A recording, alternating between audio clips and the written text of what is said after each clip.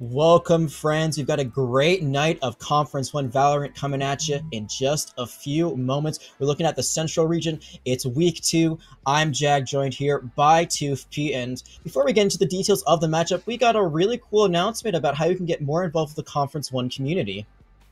So CF1 Esports has an official open Discord server that you guys can join right now. Just type I want to say hashtag Discord. Just type exclamation Discord in the chat. It'll pop it up. Join the server. Chat with everybody. Come and talk to me and Jag. It's gonna be awesome. We're all gonna be in there. All the competitors are gonna be in there. All the fans, all the casters. It's gonna be one big happy family, one big fun party. So join that Discord and come hang out with us anytime you can.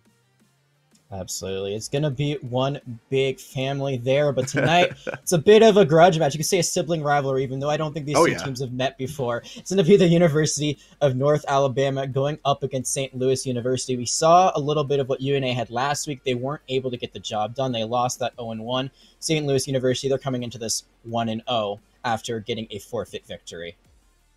Yeah, it's kind of tough to really feel out where these teams are at. Obviously, we have a little bit more of a tail of the tape for UNA, but SLU, they've got that 1-0. They're a team that we've seen be successful before. They finished second in their division in Collegiate Star League, and they've been practicing for the playoffs. They've been playing together for a while now. They've been playing together actually not that long. They've been playing together since November. I say that's for a while, but I'm an old man, so 2 months seems like forever to me. But they've been playing together since November. They've been practicing for 3 months. It's going to be interesting to see what they can do. We just don't have much on them right now because of that forfeit, but UNA showed that they've got a little bit of something to prove after last week's loss. I think we're going to come in here, and these are going to be some really, really close matchups. Yeah, we do know a little bit about SL, as you said. They finished second place in their division. Now they're waiting for playoffs. We know one of the players to look out for is JP Wilker on the other side for UNA. We're excited to look out for Atlanticos as one of the people that might be a standout player, one of their top fraggers. Ascent was the first map chosen. That was picked by UNA. SLU picked defense. We know the second map was picked by SLU as Haven. It's going to be UNA on defense. We get to that a little bit later. And one thing that was interesting, we talked to UNA a bit earlier, and they said, we do not like Bind.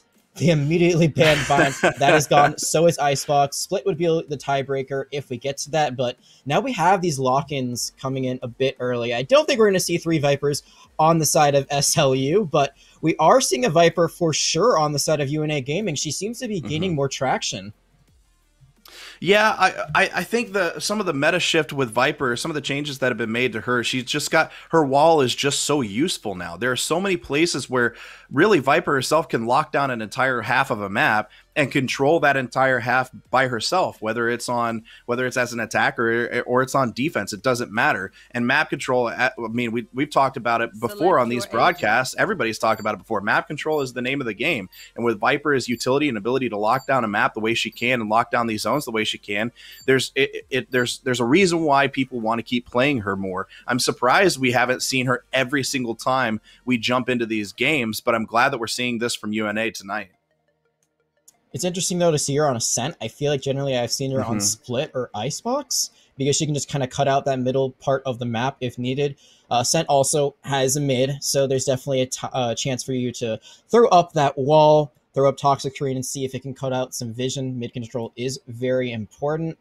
And we're going to see how these two compositions stack up. We almost saw Yoro for a second, and I got very excited because I don't think Yoro is the strongest upon launch, but I think he's very fun. But it was just a bait. Instead, I believe the person that had hovered over them went to the Phoenix, and here we are, and we're going to look at these buys early on.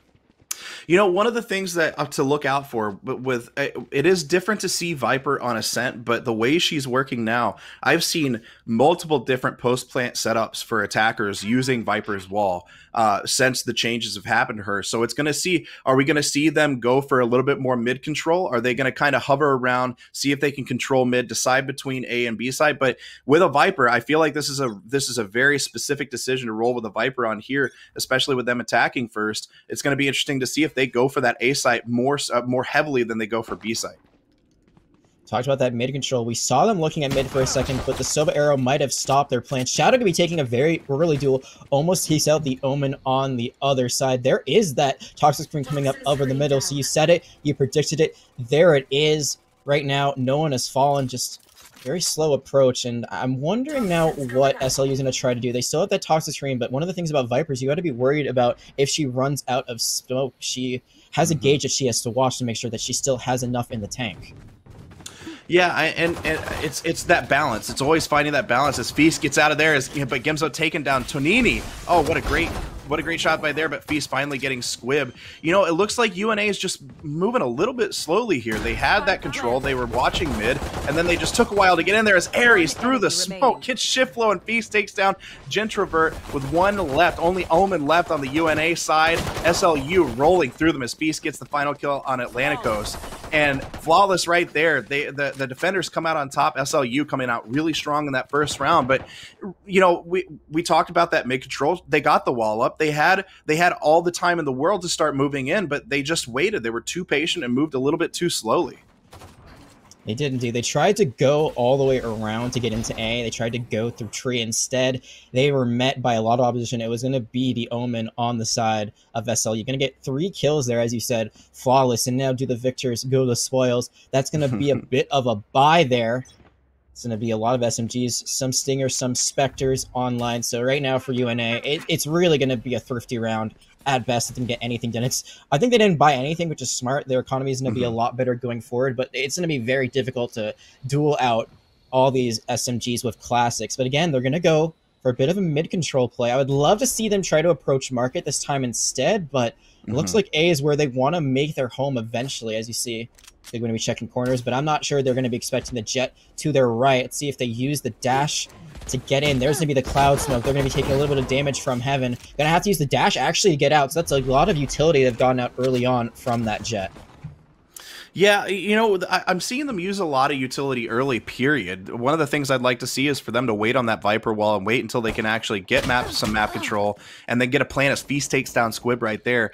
Get a plant, go with a post plant, go with some kind of post plant formation using that wall by Viper, and they're using it just a little bit too early and showing exactly where they're going. As we get a little action right there, Shadow avoiding, but might actually get the kill right here on Gentrovert, taking down Gentrovert pretty quickly. But again, it's just a little bit too slow, a little bit too methodical for UNA. Yeah, but now there's only one. It is going to be the Sova go getting a kill, so they're going to be able to pick up that Stinger, but there's going to be someone right to their right. They hear the shots being fired. It might be silenced, but it still makes a little bit of noise. Going to be going for this 1v1 against the Killjoy. Doesn't have the firepower. It's not flawless from SLU. They do lose one along the way, but that's another round going to them. And I totally agree with what you're saying. I think that they take mid control and then they don't really know what to do with it. It seems like they keep positioning themselves to go towards A instead of trying to go towards market. And because of that, once they back out of A like they did that time, there's plenty of opportunity for the defenders to rotate either through mid or just all the way back to B. Yeah, and if you, I mean, you notice SLU, as soon as that wall goes down in mid and you see all that utility go out, SLU, almost everybody rotated over to A site to be prepared for a push. They're giving away what they're doing while they need to kind of hover a little bit, feel it out as JP Wilker takes down Squib and Gentrovert goes down to Shadow. They're moving in very quickly on UNA Gaming. They need to feel it out a little bit more, figure out where they want to go, find out where some of the defenders for SLU are, instead of just going in there. See Tony takes out Gimzo very quickly, finally getting on the board right there with that one. But it's that utility is going out too soon, and they don't know what to do with it, just like you said. Another thing is that they bought this round on the side of UNA. SLU did not. They kept their guns from last round, and now they're giving up a ton of them. It's just a free day at the market for SLU right now. 4-2. Now going to be 4 against 1. It is just going to be Atlanticos, who cannot stay alive for much longer. So think about the economy after that. UNA, they've lost 2 rounds in a row now. They're going to have to settle for what looks like Buckies and Stingers.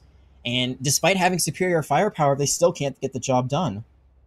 Yeah, and on those rounds, whenever you force buy, you have to win those rounds. You have no option because your economy just just goes down the drain if you lose that. And so you have to be able to take those rounds. So you play a little bit more aggressively. You have the advantage. You have gun advantage in that moment, and you have to move in quickly. But what did we see? They kind of sat back in their spawn a little bit more. They didn't push one way or another. Instead of taking that mid control and then figuring out where they wanted to go from there, Squib moves in really quickly with the Bucky, trying to get a little Bucky action. I don't know if he's going to get it, but they're moving very quickly and decisively on to B side as Ares goes down to Tonini, and then and we finally see a little that Bucky kill right there pretty quickly. But this is what we needed to see from UNA from the very beginning. Be decisive. If you're moving too slowly, you give them a chance to recover. Move quickly, make a move onto the site, and then plant, and then figure out what you can do from there, and try to force SLU for on a retake. Especially with that Viper, you have all the control in the world on a retake, so force them into this moment. As Squib takes down Gimzo, I love seeing the Bucky come out here, Jag.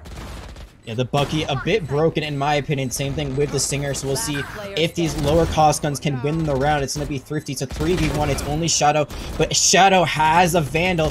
He's going to be going through to the Poison Orb, but it's going to not be working out in their favor. There's going to be Shiftflow getting the headshot to end that round, and it was decisive. It was quick, it was aggressive, and it paid out dividends finally. UNA, they didn't go into a passive approach. They just ran in to sight. They overwhelmed the Sova, who was the only person around. Ares was just kind of left for dead by the rest of the team, and the retake was not able to come through for SLU.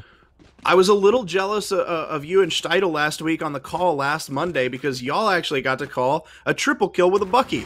and it was really jealous that I got to see that. But, you know, whenever you put people through the ringer like that with that Bucky, get into the smoke, get in close, move quickly, and force the issue. And that's what UNA did so well there. It's going to be interesting to see. Do they move more decisively, or are they just going to kind of sit here and feel out A site while they give SLU time to rotate again, because they're doing almost the same thing. They're going back to that first strategy. And you know what really works in this game is mix it up. Keep the defenders on their toes. Don't always go back to the same thing. You could have almost called this like it was written in a script that UNA was going to come back to this A site push, and we're going to see if SLU responds to it the same way they have in the first few rounds. Absolutely. And now it's just going to be a lot of Sam coming out from the high ground, almost going to fall in heaven, but luckily for that Omen, they are going to get out with their life. There are going to be 2 kills found early on for SLU, so now a 5v3. Now we're going to see Shafler going to try to peek. Isn't going to find the kill, just hesitates for a second. There's Shadow going to find a headshot, and like you said, this was telegraphed for SLU. They knew exactly where UNA would go. Now UNA has to go on the rotation. One thing I will say, though, is JP Wilker has given up 30 seconds B. left. This is very interesting. So now they're going to have to rotate back. Operator enhanced. They're going to have a great sight line. If UNA decides to commit to there, but instead they're going to be playing mid, there's going to be a trade. It's not going to work out in Atlantico's favor. That's going to be another round going to SLU. I have to correct myself. Sorry, chat. Chat's correcting me on this. It's SLU. They say everyone's saying SLU, not SLU. I'm an old man. When I see letters in front of me, I pronounce them the way I see them. But SLU right there, very decisive in their actions, their rotations to get over on defense. It's like, if you're UNA, you brought that Viper out for a reason. You brought that out because you wanted to be aggressive as the attackers, and that's the best way to use her. Don't use her in a slow, methodical defensive formation to try to hope you can take that mid control. You've got mid control almost every single time. Get in on A site, plant quick, and then force SLU into a post plant, into some kind of retake. You've got all the utility in the world. A Squib takes down Feast right there, almost like what we're seeing from UNA right now. Get in on the site, plant the bomb, and force SLU into a retake opportunity. This is what's going to work for UNA in this matchup. It's going to be found out. The Bucky is not going to be able to get more than 1 kill this time around. The Spike has been planted. It's a 4v4 right now on A site. They rush in. They get it planted. They don't have a great advantage when it comes to guns, but that didn't stop them last time around. They also have a Hunter's Fury and a Neural Theft to work with, so there are some ultimates online for UNA. If they so choose to commit them, it might be a bit of a risk. There's going to be Ares going to be shooting down into Shadow into heaven. There is going to be a very vulnerable Ares found up in the Toxic Cloud. There is not going to be anyone defusing. Now they're going to go for it again. Shadow just going to be walking forward with 20 health. There's going to be the Hunter's Fury. It's going to find 2! And Shiflo going to end that round. UNA are able to bring it a little bit closer, though. You do lose 1 to the Spike. Unfortunate for your bye, but still, you need to bring it back a little bit. And inch by inch, UNA is staying in this. I mean, at this point, you had the opportunity to either be down 4-2 or down 5-1. So if I take a little bit of a hit to the buy to make sure that I'm protecting the spike, I'm okay with it at this point. But this is what's going to work for UNA in this matchup.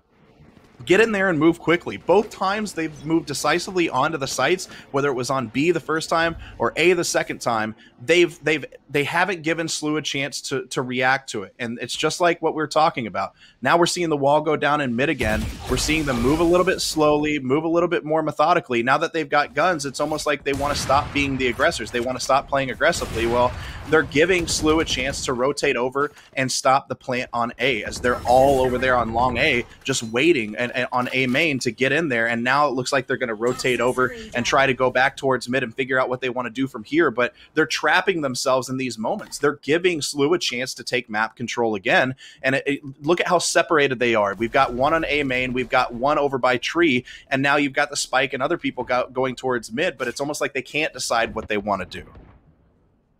It could also work out as a strategy, though, where, you know, divide and conquer. Maybe they find a kill here and there. They just try to play default. They just try to play for that first entry frag. They may be wise to the fact that JP Wilker still has an operator, even though they died last round. So you got to be very careful about playing different angles. There's going to be Squib using the Blaze Storm. We'll see if that amounts to anything. And this is something I wanted to see from them the entire game. Just run up mid instead of giving up market completely. This is a great opportunity for them. Shock Dart going to be thrown in by Ares, not going to connect to anything. And now it looks like the rotation is going towards B site. You're going to see the recon bolt as well. Squib going to find one. There's the headshot. There's going to be follow-up from their Sova. It's now a 5v3, and there's still 4 ultimates online. Killjoy's ultimate's going to come down. She's going to lock it all the way down on B.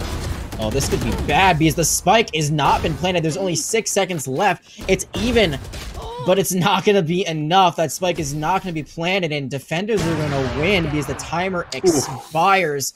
There was chances there for UNA.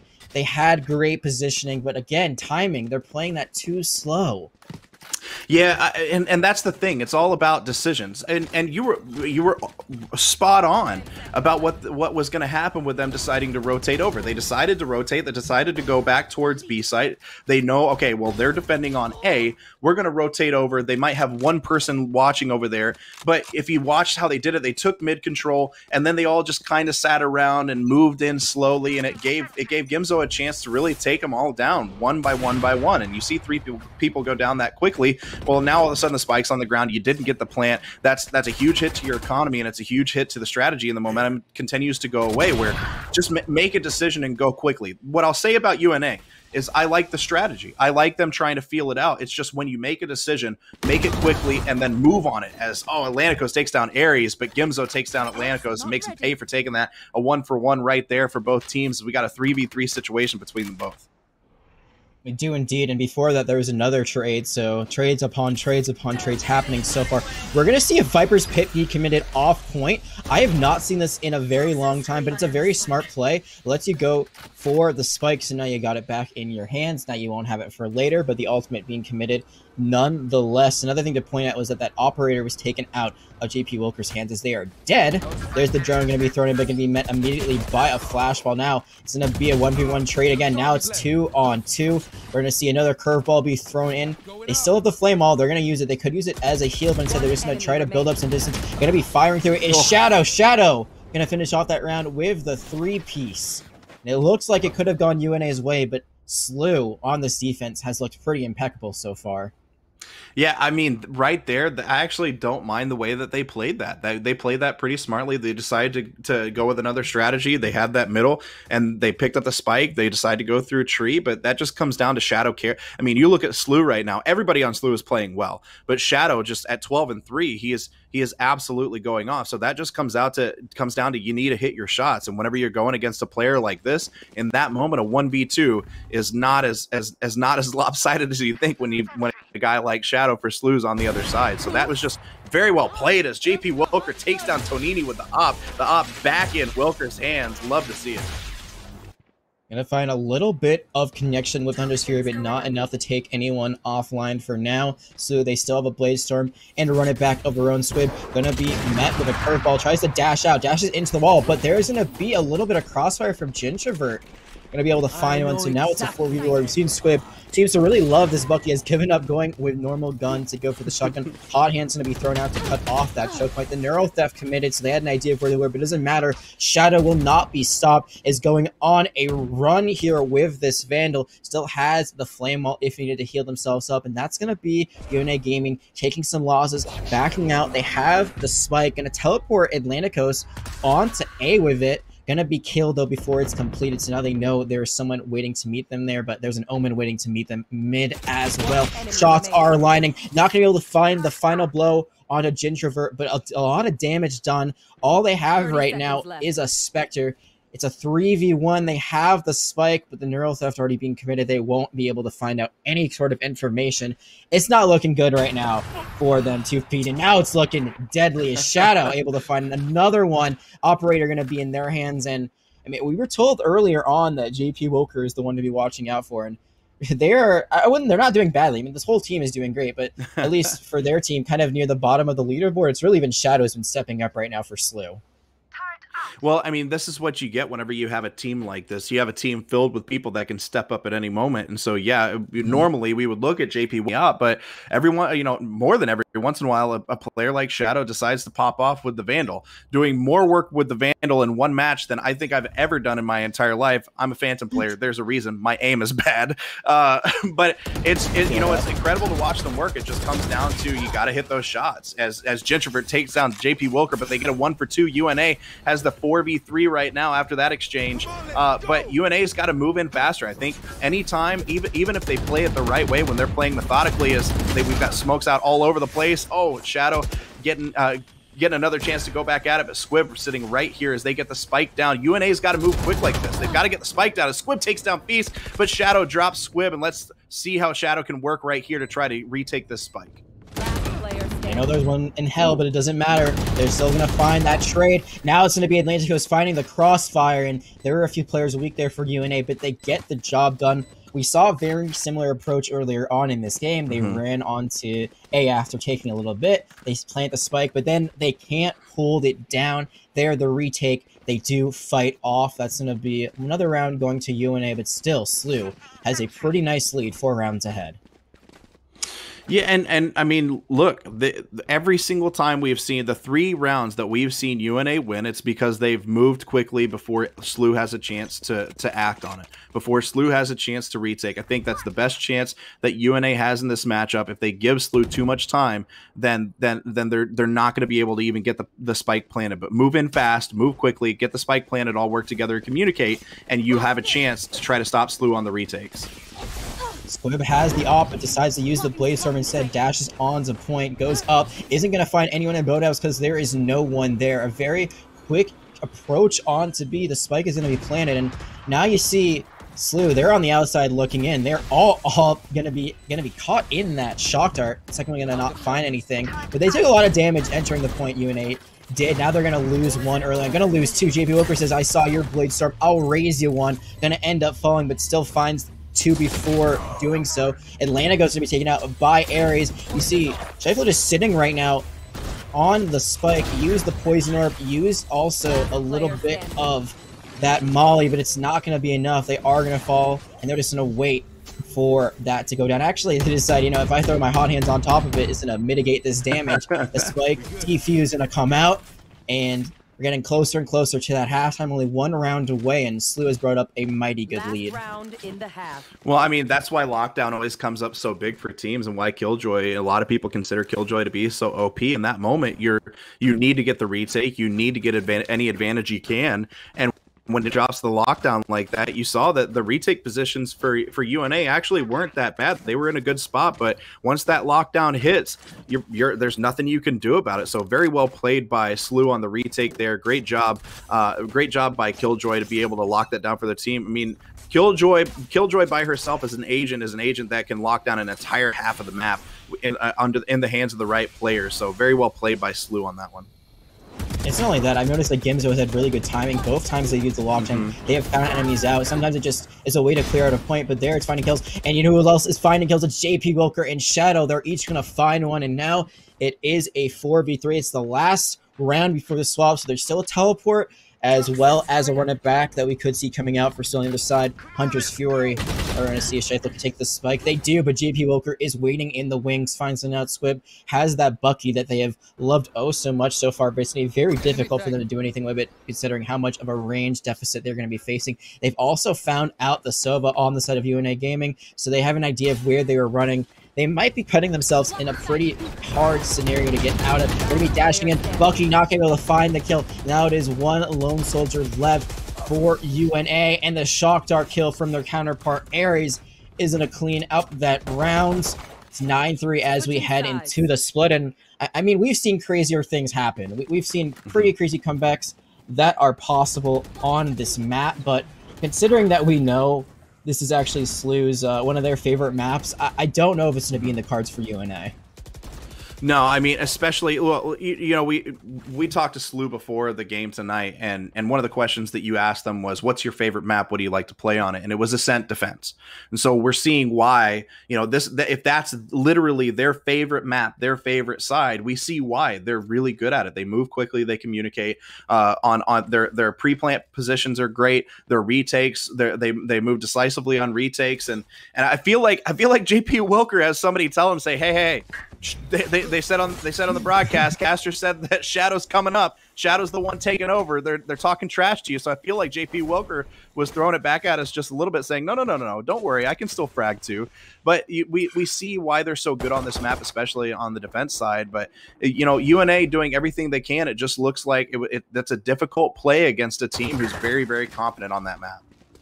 It's a split push coming out from SLU early on. They made noise A. They went for the bait on the orb pickup. Now they're running on to B with the spike. They cut off Atlantico's vision for a little bit.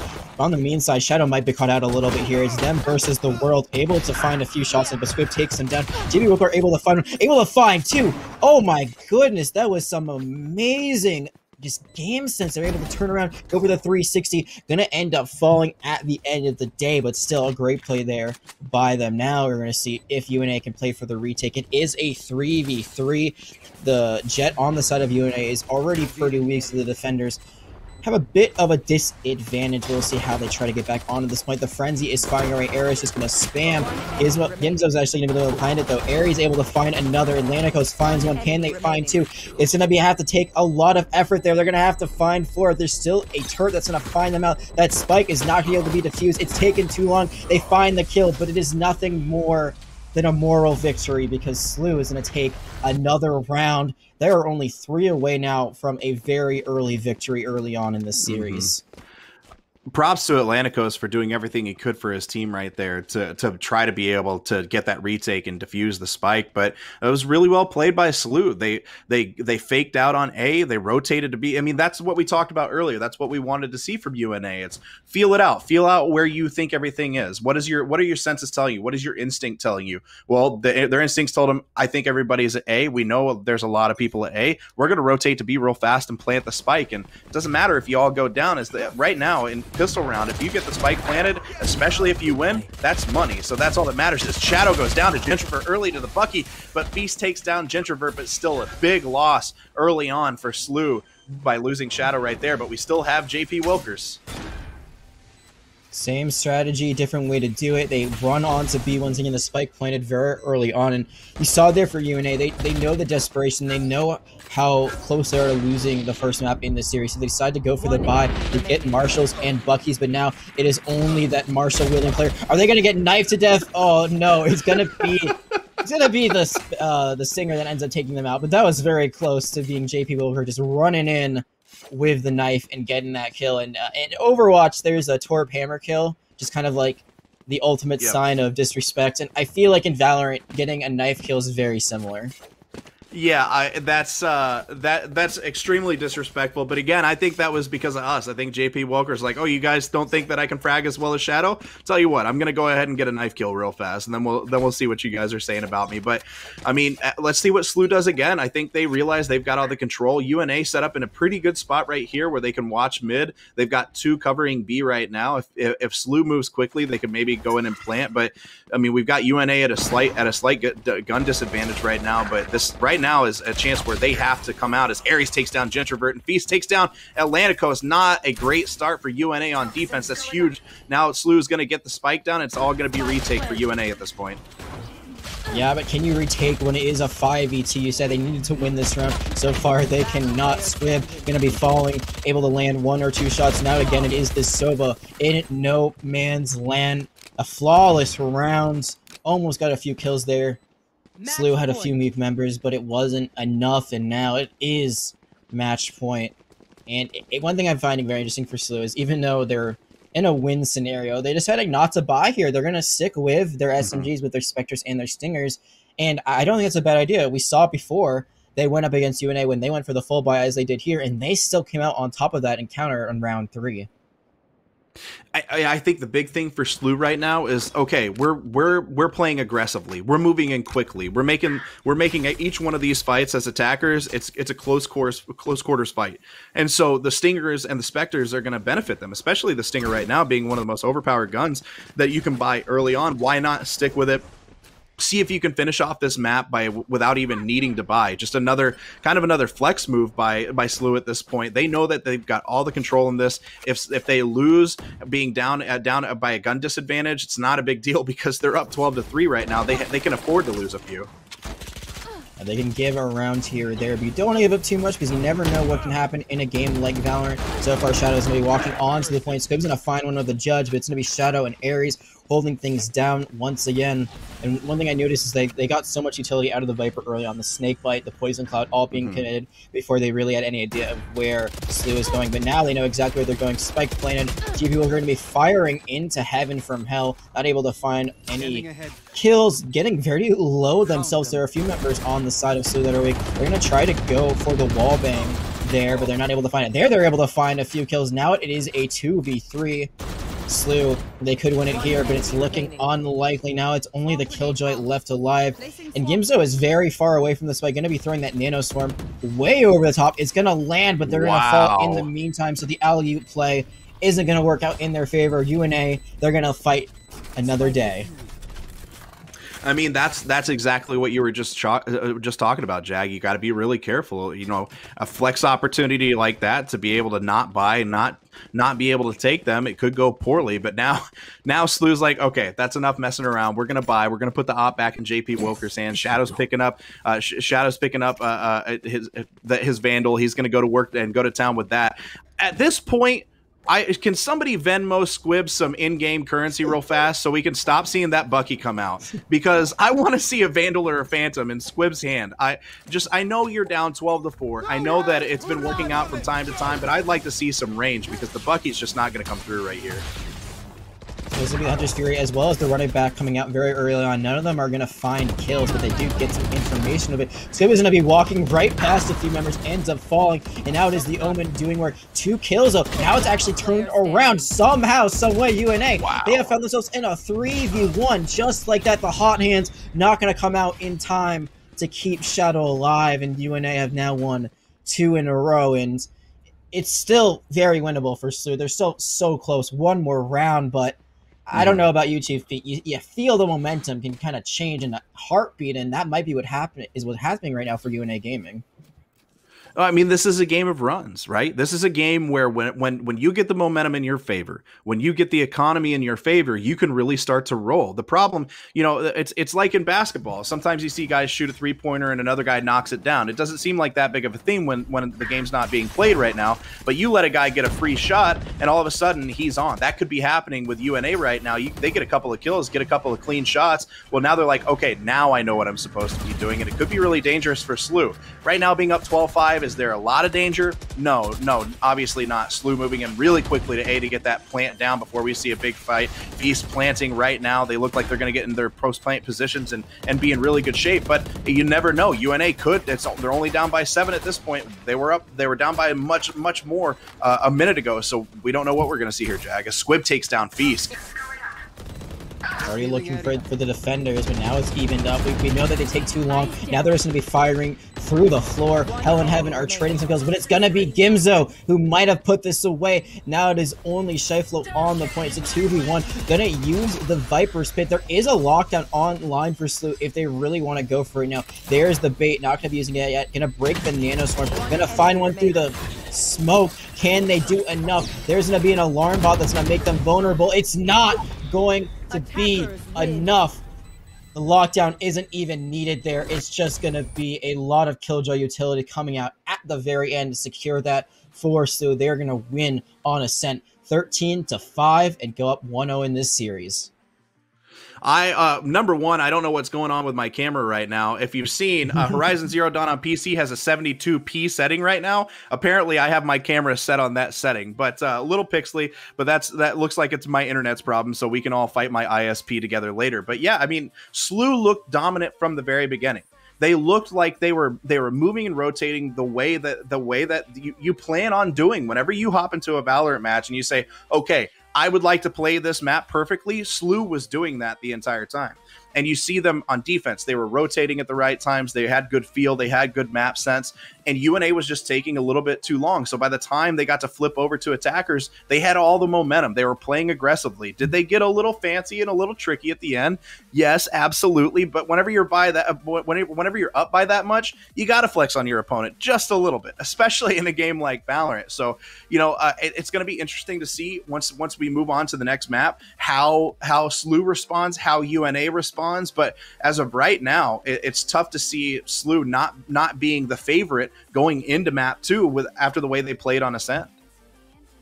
Absolutely. I mean, look at the scoreboard.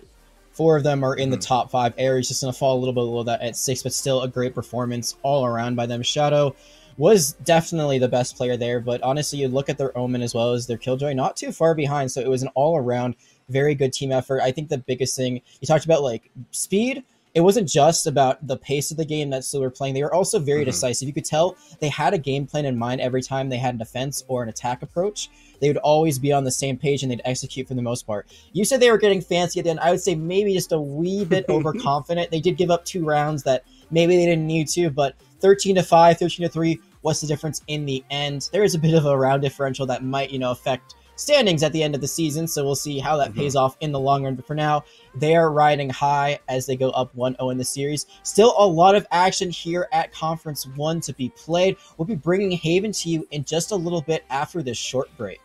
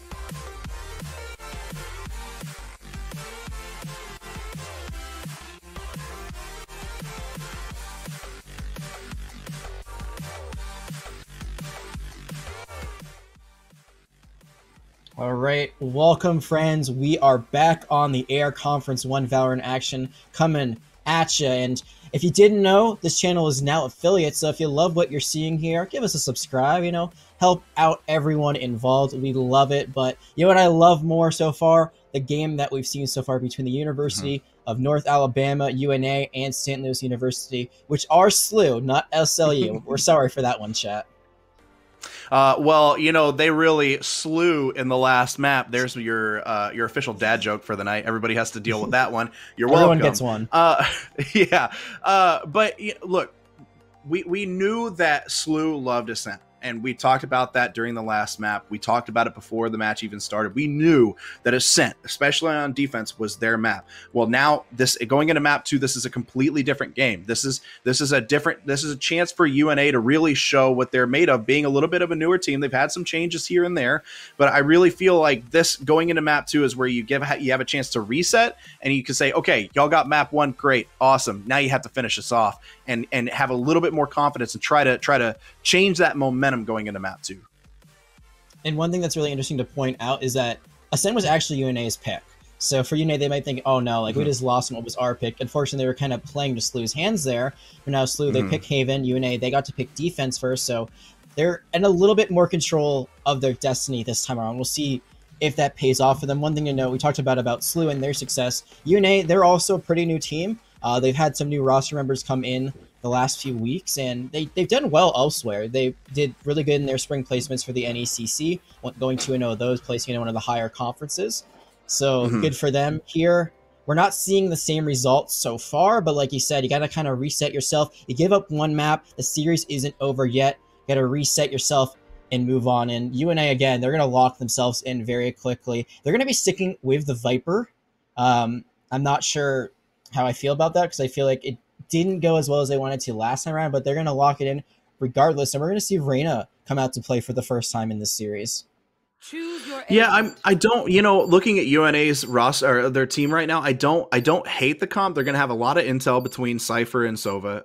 You're going to have a lot of utility and zoning capabilities by Viper. I do like the Viper play. I don't think that Shiflo was using Viper exactly in the way that I would have liked to have seen in Ascent, but I love the agent pick for Haven. I think it's a great pick for them. They just need to make sure that they're getting those walls in the right spot, use those mollies in the right spot, and really utilize the zoning ability that Viper brings you. But I don't mind the comp that they have going right now, but SLU sticking with what works for them, and they're starting as the attackers. This is going to be really important. Haven is a map where if you can get an advantage of as the attackers early, you can really put the other team on their heels very, very early on in a map. And it's all about how are you going to handle Garage? How are you going to handle? Are you going to just charge down C main? Are you going to try to split push A? And really, Haven is a map where as the attackers, it's more so than any other map, you have a chance to really put the defenders back and keep them on their toes. Where are they going? Where are they coming from? So if you sit back a little bit more, force the defenders to peek and try to figure out where you're coming from, you can really start to take advantage more of that. But I think that the comp that UNA has going into defense here, I think is very good. We'll see how it is. I think it's a very defensive-sided comp as well, so they're really going to have to win out and win early. Area's going to be falling low. One thing to note of SLU is that they swapped over who's playing the Killjoy and said Gimzo's going to be on the breach, so they're going to have stuns and flashes for days. Shadow going to continue right where they left off, finding a 2K early on. Now Atlanticos being chased out of the site. One thing to note is that they don't have any Leers, so there is no site they can be taken away right now by this Reyna player. Squid going to be caught out in Garage a little bit. SLU, they do have one member who's very weak right now. It's their Killjoy, but so far they have not been found out yet, so we could see another flawless round to start things off. They're going to be Squid jumping into the sky, but they're going to be taken out by their counterpart. It's not going to be flawless. It's going to be a 3v1 this round. Still not over yet. It's going to be Shiflo, the lone soldier, once again. I feel like a lot of the time we've seen this Viper player caught out a little bit. They're just going to try to take the Ghost. There they find it. Oh, that was almost deadly for a second. They're going to be able to find the kill on the Shadow. So now this is possibly winnable with how weak they are. It looks like they just want to live to fight another day. They're going to give up the first round. They're going to take the Ghost as a constellation, and that's going to be SLU now trying to take down. Not going to be able to find the chase at the very end, but they are going to get the round win, which is more important. Yeah, I get trying to save there. I really feel like save opportunities aren't as big. A save opportunity there isn't as big of a deal as it would be in another situation. Right there, I almost value going and getting the kill on Killjoy a little bit more than I do just trying to save that Ghost, because it's already going to be a thrifty buy right here. You can see that it doesn't look like they're really going to be buying it all, and then you see SLU going for the stingers and the armor. But I feel like maybe don't save there. Try to at least get one of those picks. You know you're going to lose the round. Just see what you can do to mess with their economy a little bit more. And look at this really aggressive approach right now for UNA on their defense. They push all the way down to C long with Viper's wall, but unfortunately for them, it's just going to be a bit of a bait. Flash will come out. Now is Gimzo going to be caught out. They're going to find a trade. Squib is able to find a kill there, but they're going to lose their Viper as the spike went down onto B site. You don't see B being approached a lot because of the opportunities for the recontest on defense, but SLU, they say, we don't care. We're going to be using the Stingers. Stingers go burr. Stingers get headshots, and that's going to be 2 quick kills to lead them 4-2 in this round. We're going to see if there's any retake opportunity. There's going to be Shadow finding one. Now there's going to be the follow-up kill. Shadow has just been a monster so far in this series. I believe it's at least 4 kills on this and the game so far. It's just, they're unstoppable right now on the Phoenix. I mean, Shadow's first move almost every single time is right to the head. His shots are on point. And really, I mean, we talked about this during the break. And sometimes you can have all the strategy in the world. You can try to play things perfectly, but sometimes what it comes down to, it just comes down to clicking heads. It comes down to aim. And the biggest difference that we've seen between SLU and UNA so far tonight, it's not necessarily the speed, it's not necessarily the strategy. It's just that Shadow and JP Wilkers are on point with their shots. There's going to be the hot hands being thrown right into Viper's Poison Cloud. It's going to be a little bit of a stare down between the wall and the players. Shots to be fired, but it is going to be Squib finding the first kill, so Shadow not going to be alive to help the rest of the team on this third round attack. They had the spike more towards C, but it looks like they're rotating more towards Garage now, maybe trying to go for a bit of a mispush. They know the Viper is going to be in there. There's going to be that poison cloud coming up once again. Again, yeah, it's very... You're going to be cautious as a Viper with that gauge. You only have so much toxins before they run out. So when you're trying to manage that as well as your wall, you can run out of things very quickly. But for now, it looks like SLU, for the first time, they're going to be forced to disengage a little bit. Usually they've been able to be fast and furious on the attack. Now they're going to have to reconsider where they want to take this. Yeah, it looks like they're rotating over towards A, realizing that they've heard to it B, they've heard to it Garage, they've heard to it C. The majority of the members of UNA hovering in those areas. But you see right now, good job by UNA. They realize, okay, they're probably not there right now. We have no idea where they are. They're probably rotating over from A, and not quite the rotation that you want. SLU is going to get on A and be able to plant pretty easily right now. Now you've got a 3-on-4 after JP Wilker takes down Squib. JP Wilker, really, they're going to sit here and defend this well, but this retake's going to be difficult even with the advantage.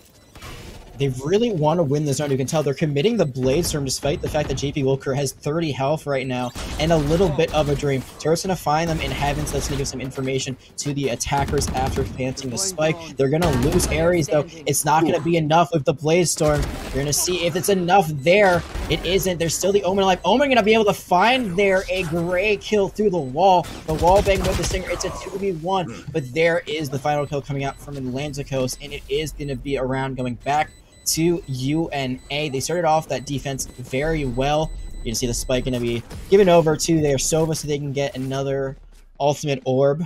And that's going to be UNA taking one back. It's a much better start so far for UNA than it was last time on Ascent. Yes, that was a much better adjustment defensively for them. I don't know. I know the strategy behind splitting the diffuse. I get it. It makes sense to me logically, but I can't help but get nervous every single time I see that happen or watch it happen on a broadcast. I know why they're doing it. I know they're supposed to do it, but it makes me nervous every single time, Jag. But UNA doing a much better job of rotating over and keeping SLU on their heels, not knowing where to go, forcing them to hover or move over towards A site and try to plant there when they were at a disadvantage. Much better round for UNA.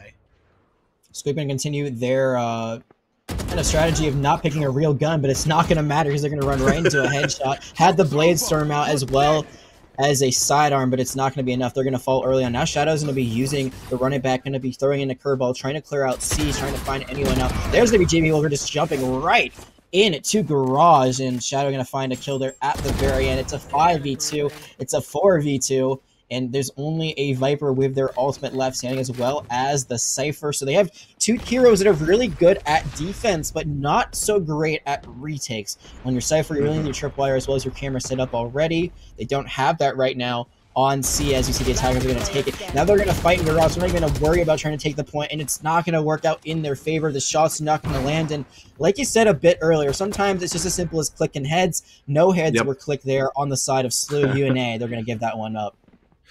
I mean, SLU put themselves in a really good spot. You saw the spike was almost back towards their spawn, but Gimzo was in the process, or Ares was in the process of trying to move it around through C main. But the rest of SLU had themselves in positions where they could defend the site while they were waiting for the spike, and they knew, okay, if these last two players from UNA push here, we're going to be able to pick them, and that's exactly what happened as we watched Feast, and we watched Feast take down that last kill and finish off UNA. One thing I've noticed about Shadow is they are so good at throwing out those curveballs. A lot of the time, they're finding value of it. There was nothing to be found, but now they're going to be very aggressive with the Killjoy lockdown. It's to be countered by the Viper's Pit, but still the first kill going the way of SLU, so now they have a person advantage going into this one. There's a lot of utility you just got out on A, and you're not even going to A. The debate is played out perfectly. You're going to plant on B instead, and you've got complete control of the point. JB is about to find you. Can they find the spray transfer? They are able to find one. Can they find another? It's actually going to be Shiflo who's going to find one on B, and now you're going to see So they're going to give up the point. They're going to be playing way far away from it. They're going to be trying to play at the choke points instead, but Ares is going to be the one on the flank. Calls back their turret. Now they see the bait is going to be there. Going to be able to set up for the headshot, not able to find it. It's going to be Ares and the Omen finding kills, and Shyflow is not enough to stay alive. The hot hands coming in before or after the kill is already secured. SLU going to take another round, and we talked about UNA. They looked a bit better at the beginning, but now I'm starting to see that play fall apart a little bit by bit. Yeah, and really, maybe it's not even anything that they're necessarily doing. The one thing I've seen from SLU time after time is they're doing such a great job of adjusting to what UNA is doing. So when UNA has a good round, they set up in the right spot. SLU saying, okay, what happened to us in the last round? What do we need to do to adjust to that? And you see that there. They get the plant on B, and then we see Ares go with that full flank and sneak up on them, which is such a huge play for SLU in that spot. And so it's just the communication and the adjustments by SLU are just at an all-time high, and UNA, they need to start countering and doing the same thing to them to really have a chance to start making a comeback here. Ares tries to throw the nanoswarm into the corner, also throws it onto the point, but it's not going to be finding anyone. Though that Cypher camera is, they know that there's going to be a full rush onto A. They need the rest of UNA Gaming to try to rotate and help out the Cypher Gingervert, though not going to be forced out by any means, so they are going to stay alive for the time being. One thing that's really interesting to note is right now where Shadow is, they're on B. I think they were trying to catch someone out during the rotation, but there's no one to be found. Squib, again, not buying a rifle, decides to go with the Bucky instead. We'll see if they find success with it this time around. The turret is going to do a little bit of damage to Atlanticus before it's destroyed. There's going to be Squib jumping into the sky. It's a flying jet, but it's not going to find any value. Atlanticus finds them before trading out, and just like that, before you can even blink, it's going to be SLU taking another round. It's so fun to watch Squib, and I really wish we had the POV. They just jump in, run in, hoping there's going to be someone that's going to be found with the one tap there, but unfortunately, all they found was a lot of fire from an enemy, and they're going to find a sweet, sweet death as well. Here's the one thing about the Bucky in map 1. When you're on Ascent, I at least kind of understand. There are a lot of tight corridors, there's a lot of corners, there's a lot of places you can catch people by surprise with the Bucky. It's not the same way on Haven. It's just not. There are so many long alleys that people are going to fire from, and the Bucky just doesn't work here, especially on defense. Oh, as Gimzo takes down Shyflow right there very quickly, and an early start with SLU getting the advantage 5-4. Not only a lot of long alleyways, but not a lot of high ground. Really, it's only point A and a little bit of point B that has high ground if you've got abilities that can help you reach it, like an Omen short distance teleport or that jet jump. But in the meantime, it's still SLU working things out. No shotgun kill is going to be found there. It's a 5v2. The spike hasn't even been planted yet. The Hunter's Fury is going to be thrown in. They're going to be set up in the middle of it. It's going to find a little bit of damage, but it's not going to find a kill. And as much as they try, they will not succeed. SLU looking very good and has a lot of ultimates now in their bank. They've got ultimates, they've got economy, and most importantly, they have momentum on their side. And you know, like look at what they have right now: full armor, full vandals, and they're every single one of them is above 7K right now. JP Wilker, again, trying to prove to us why they talked about JP Wilker being the top fragger for SLU going into this. Shadow still not doing too bad at himself, and Fisk again right there in second place for his team at 9-2. But look at the economy difference between those two teams. UNA has really got to win a round here. It's gonna get much uglier very quickly. They got to start communicating and rotating way faster. They're going to use the Rolling Thunder in through Garage, but so far no kills been found. It's going to be Shyflow caught out once again. One thing to note is that even though the team does not have great economy on the side of UNA, they decide to buy the AWP, the most expensive gun in the game, so that's going to be something they're going to try to find out. Squib going to not be able to find the one tap there. There is going to be a kill. Gimzo going to fall down to Gintrovert, but now it's just Gintrovert and their Sova and a hope to try to win this round 4v2. They do find once, now it's a 1v3. It's just the Soda left standing. Is going to find a wall bang headshot. This is possibly winnable. They still have their drone. They still have their shock darts. And you see there they use the recon bolt, but they're so far away from the Spike Displanator all the way towards B. I wouldn't be surprised if they just went for another save round because now they've got the Vandal in their possession. Yeah, and I mean, we saw right there for Squib. Oh, it looks like JP Walker's waiting for this around the corner. Oh, no. JP Walker taking out Tonini right there, just waiting for it, knowing that peak was going to come any second. You know, we keep talking about Squib on that Bucky, and people might think that we're picking on that choice. We're not picking on the choice. It's all about the momentum that you give yourself, right? And so when you go from using a Bucky for the last map and a half to all of a sudden you pull out the op, well, you haven't really given yourself a chance to locate your aim with the strategy that you've been using. So when you get into a close quarter situation like that and you're stuck with an op, you have to hit that first shot. You have to be on point with the op in that situation, and Squib just wasn't prepared. Standing ahead. We're going to see right now from UNA's a very aggressive defense. They know they don't have the economy to try to go tit for tat, so instead they'll just try to run at them. There is going to be the first kill found on to Gimzo. They've given up a site in the entirety of this. DCG are going to be holding the op, going to be able to find the wall bang onto their counterpart Squib, so they know there's at least one person they're going to be able to fall, though, at the end. This is an advantage for UNA. They're also able to pick up a Vandal, but they lose it immediately. That gunfight not going the way of UNA, and Air is going to find two back-to-back before falling to Gintrovert. It's a 2v1 once again. The spike is planted once again. Gintrovert has the neural theft, so they could have used it there to try to find out exactly where SLU is trying to hold their defense, but instead decides to save it for a ringing day. But how many ring days can you have when you're down 7-1? It's gonna be a one-tap headshot to Gintrovert.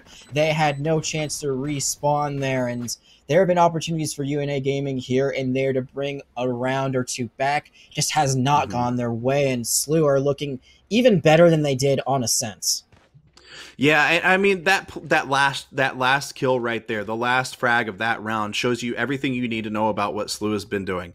That peak right there by Fisk was so perfectly timed. The sense and the feel that they have for this game, where they need to be, when they need to peak, when people are going to be where they think they're going to be, is just completely on point. It is indeed. We'll see if it stays on point. There's going to be Hunter's Fury going all the way down C-Long, but it's not going to find enough damage there. JP Wilker is going to take that angle, going to be running straight into the face of death, doesn't care. Shadow finding two in the meantime, and this round, it looks like there were so many good opportunities there for UNA. If that Hunter's Fury had been used just a second sooner, they might have been able to find a multi-kill. They do take one back, so they're able to take out Shadow, but now it is just a little bit of a prayer for Squib with so low health. JP Wilker again going to find the off shot on their Jet counterpart. We're only 2 rounds away from halftime right now, TFB, and just look at the score. Going into halftime, SLU, they might only need 2 more rounds to put this series away.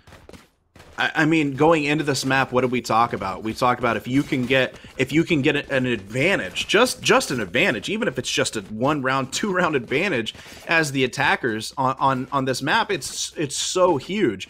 Having an 8 round advantage is almost completely insurmountable. Not saying that it's impossible. We've seen crazy things in this game, but if they go into this, you know, even if UNA takes these next 2 rounds and they go into the back half of the map being down 9-3, it's a very large hill to climb.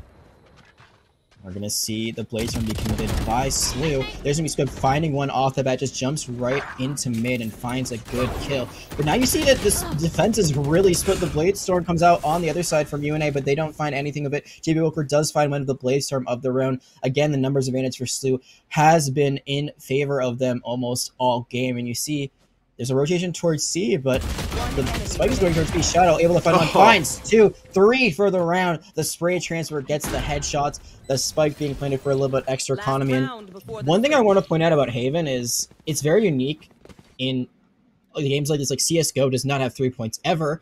This is the only map so far now that has 3 points. So it's usually actually attackers' advantage because of how you have to play so split on the defense. Like you have to commit to that. And yet it was UNA that picked defense first. They had choices of which side they wanted to start on. So I'm wondering if that really set them up at a disadvantage early on. Yeah, and this is actually the second week in a row that I've seen the team who picked Haven pick defense first, and it blows my mind that they're picking that instead of attacking. Especially you think about SLU with the advantage that they had after map 1, had to feel pretty good about having the attack first. But seeing UNA pick defense is kind of a little bit wild. But Shadow has been I'm 35 years old almost, and I wish I was as good at anything as Shadow is at Valorant right now. Well, Shadow not being able to find any kills with the run it back, but still a lot of utility found out. It's going to be Scheifele finding the first kill, but ends up being traded out immediately. There's still one more ultimate on the side of SLU. They have the Rolling Thunder, so they could use that to enter onto point. They know now that C is cleared out because Gimzo's just taking it to their own now. Atlanticos is going to find the kill with the Bulldog, a gun that I think is very underrated when you got to go for more of an economy buy. Doesn't have an Empress near online, so they're not going to be able to have that anytime soon. So they're going to take out their counterpart. And UNA Gaming, you talked about taking a round or two near the end. They might be able to take the last one. It's a 4v2 that Spike is going to be diffused, and there might be an alleyway to spam down, but you're going to be falling at the very end. Shadow can't get it done. I think we might have seen a little bit of a tactical crouch there at the very end, and UNA Gaming, they are going to get at least 2 rounds on their defense. It's one more round than they had before, so, you know, they're doubling up here. Yeah, I don't know if the tactical crouch at this point is the play. I don't know if that's the way to go, but might not we be choose the move. to do. Yeah, it might not be the move, but sometimes we choose to do things that we might regret in the future anyway. But UNA doing a good job on that retake, doing a great job of moving in. They were really decisive, and we talked about it a couple of times. We talked about it during this map. Hit your shots. If you hit your shots, one pick can make the difference in a round, and that's what UNA did. They took 1, then they took 2, then they took 3, and when you hit your shots and you can get those picks, it changes everything in the world. As you see Shadow right there on that replay, picking 2 right there.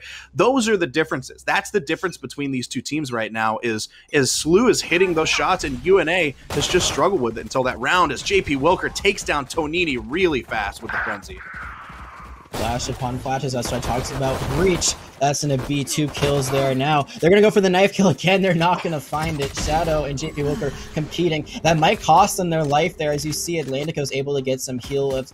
Or with that, they have the ghost. So if they find a headshot, they might be able to put away Shadow. The curveball going to be thrown out, but it's not going to find anything. UNA Gaming and SLU currently are even. It looks like this team is broken down a little bit, but now Atlanticos with only 3 health. They're going to have to hit a shot. The flame ult comes out. It's going to heal up Shadow. It's also going to get a little bit of room. But there's going to be Scheifele on the flank. Ends up getting Atlanticos in the end. Aries able to find one. So it's a 1v1 now. The spike's picked up. And I believe Scheifele still has the classic, even though there are a few guns laying around there. Aries, with amazing game knowledge and game sense, is rotating, realizes that they're not going to be at C, but they're going to go to A. That's not where the spike's going to be. It's going to be planted at B. And just as I say that, I cast Curse myself to Scheifele. You're going to be running into a whole world of hurt, and it's going to be a clutch round from Aries. You should have stayed at B. I mean, really, honestly, you said it best. The heads-up game sense by Aries to go with that full rotation through spawn back towards that spot in A, knowing, hey, if they're rotating over to A, I'm going to hear that spike plant. I don't hear anything. I know that they're either at B or coming from B, turning around and immediately being that wall to stop and make the play and clutch for their team in that round. Those are the types of plays that have made the difference for SLU all day, and that is one of my favorite plays, one of the best plays that we've seen from SLU today, hands down. Absolutely, and it was a solo play too. I mean, it was a clutch play. It was a 1v1. It was very opportunistic for UNA on this attack, but they just could not get the job done. You saw that they keep going for these big flanks, these big rotations, and they're finding a little bit of success. There they find 2 kills early on. It's immediately traded back out. Squib going to be picking up the Bucky, as we know and love them for it, but it's going to be JP Wilker who's going to find the kill there. Trades coming out, trades upon trades, and at the end of the day, it's a 2v2, and UNA is looking a little bit better because you see SLU, their killjoy currently is pretty weak.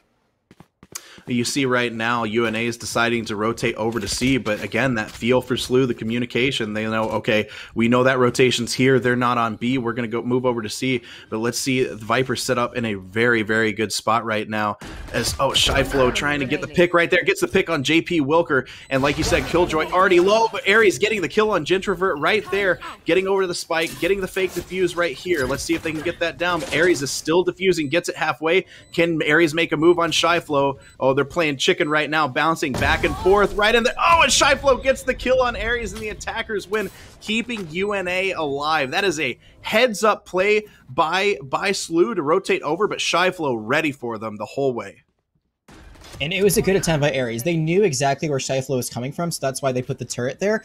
But it was great utility. They were going to throw the Poison Cloud as well as the Snake Bite there. It just left what was already a very weak Aries of literally a sliver of health. I'm not sure exactly how much they had, but I got to think it was like less than 5 at that point. So It's a play that, again, it keeps UNA alive. Every round they win is a round less that they have to deal with later on because SLU is only 2 rounds away from winning. So they're just playing to win at this point. You have to keep winning rounds. You can't trade. You got to win as many in a row as possible. And there's going to be Aries setting up very aggressively. Gonna find 2.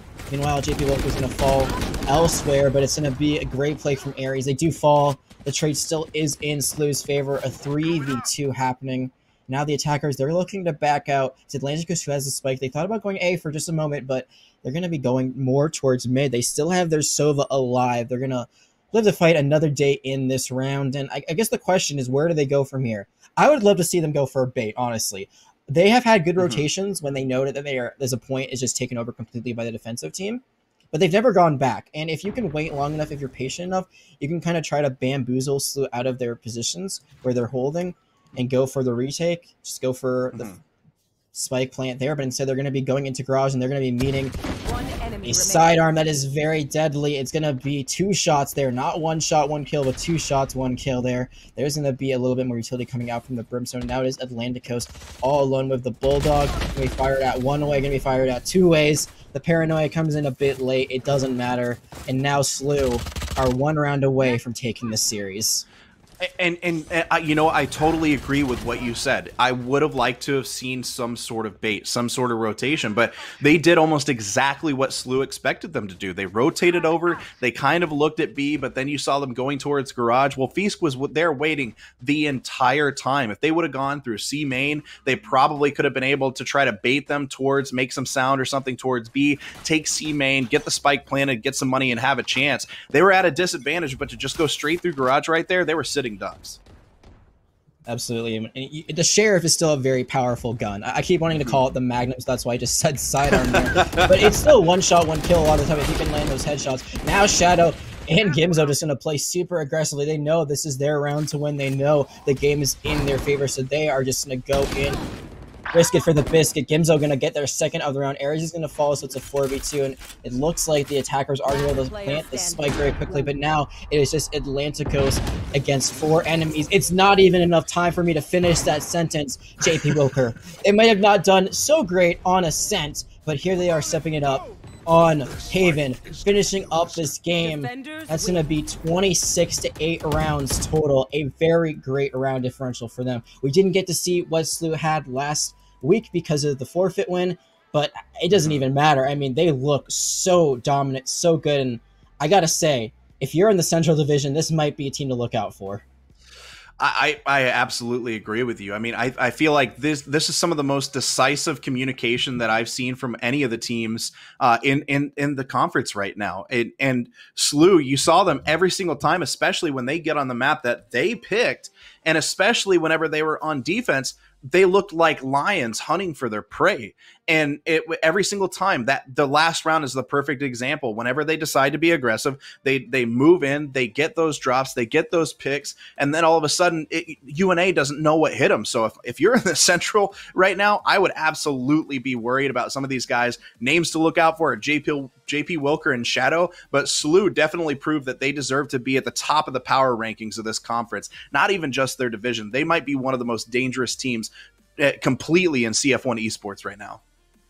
Absolutely. You hear that? The rest of the Conference 1 teams, regardless of your conference, make sure you're keeping an eye on. So, and one thing to point out is, you know, we made fun of JP Wilker just a little bit because, you know, you say, hey, this is going to be our top fragger, and then they're a little bit more at the bottom of the leaderboard last time. But you see here that they're duelist players, both JP Wilker and Shadow. They both showed up in different ways. They both looked very good on their characters. They didn't swap at all. They both played the Jet and the Phoenix consistently throughout the series. So maybe if they have to swap things up, it'll be a little bit different. Who knows?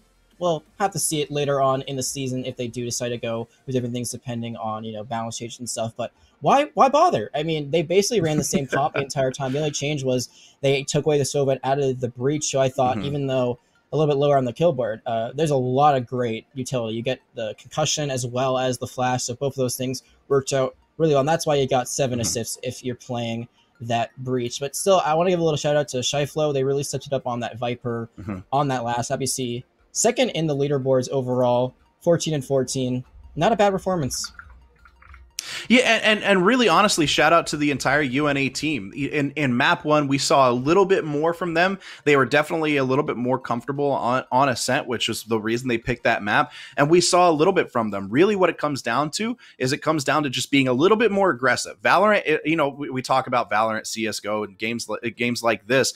They can be they're a little bit slower paced. They're a little bit more methodical, but that doesn't mean aggression doesn't pay off. And more often than not in this game, aggression pays dividends, and you saw that from the SLU side. So UNA very, very close. I think if they just a little bit more chemistry, a little bit more time playing together as these players each get used to each other with all the turnover that they've had on their team, we could see a completely different UNA team by the end of the season. Just want a little bit more time to mature and learn each other's play style and learn how to communicate a little bit better.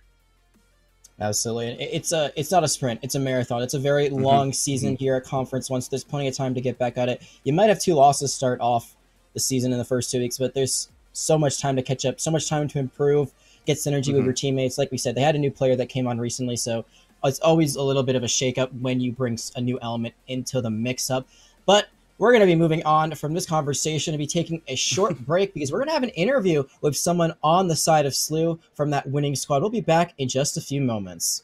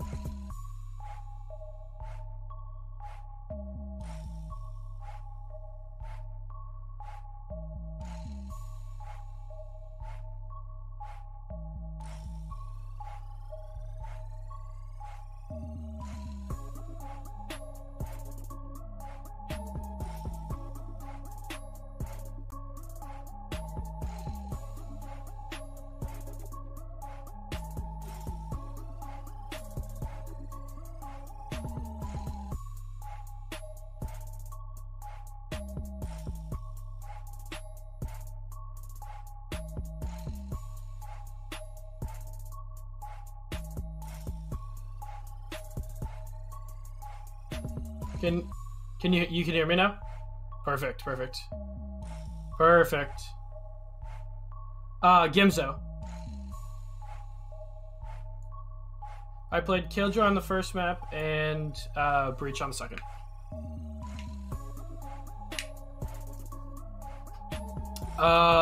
Yes and no, not really though.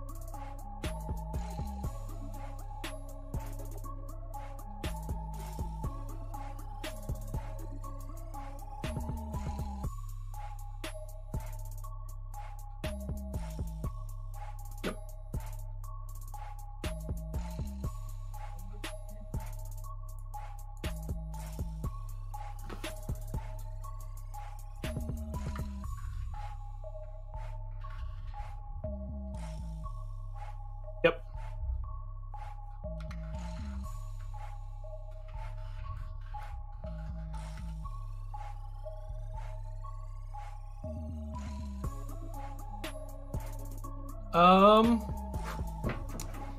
I mean, I guess not necessarily. I guess just ask away. I'm all for any questions.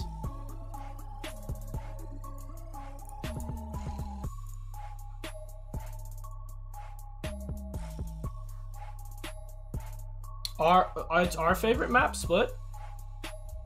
Oh, Ascent. Oh, yeah, Ascent is, yes. We have a really, really high win rate on Ascent.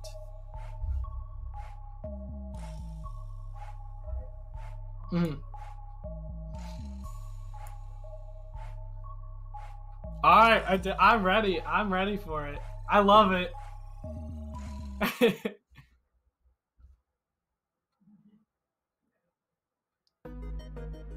Yup.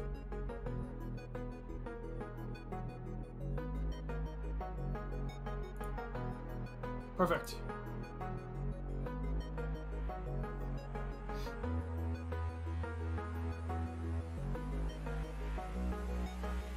True.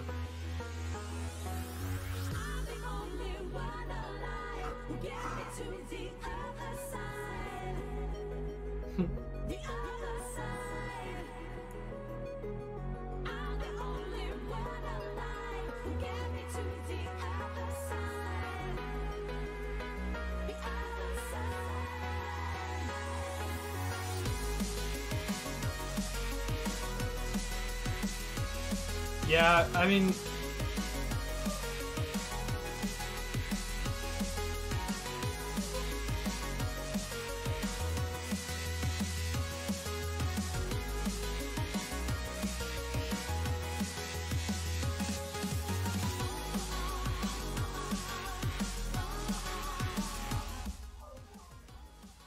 Welcome back. I'm still Jag. That's still Tooth Pete.